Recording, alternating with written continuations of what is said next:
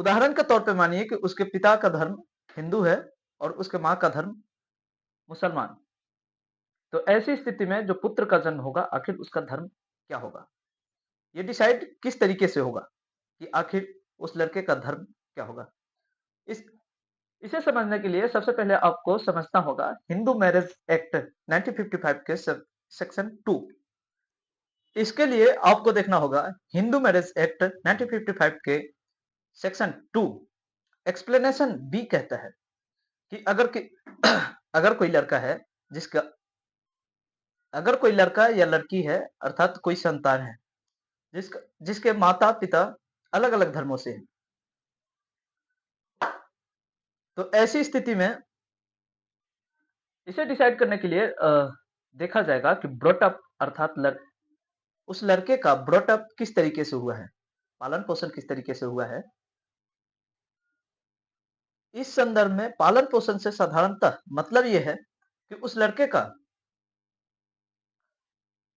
किस धर्म के प्रति रुझान है, या फिर जाहिर सी बात है कि किसी भी परिवार में जब किसी व्यक्ति का जन्म होता है तो वो अपने परिवार के संस्कार और रीति रिवाजों के अकॉर्डिंग ही अ, रीति रिकॉज रीति रिवाज के अकॉर्डिंग ही फॉलो करता है और हर एक कस्टम्स रूल्स हर एक चीज सीख जाता है उस परिवार के अकॉर्डिंग।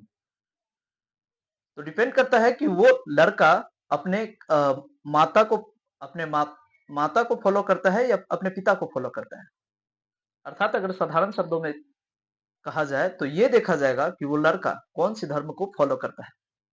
जनरली यही होता है कि जो लड़के के पिता की जो धर्म होता है उसी धर्म को ज्यादातर लड़का भी फॉलो करता है, लेकिन ऐसा कानून में हो मैंडेटरी नहीं है।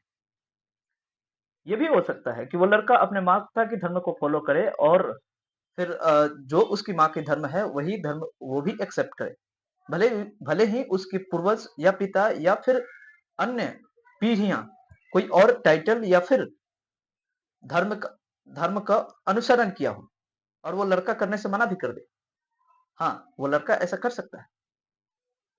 एक साधारण शब्दों में कहा जाए तो उस लड़के के हाथ में दोनों लड्डू होता है। वो जिस धर्म को मानना चाहे उस धर्म को भी मान सकता है। तो ये था आज के इस हिंदू मैरिज एक्ट के ऊपर ये वीडियो। इस वीडियो के रिगार्डिंग आपका क्या राय है कमेंट बॉक्स में बताना ना भूलिएगा। तब तक के लिए नमस्कार।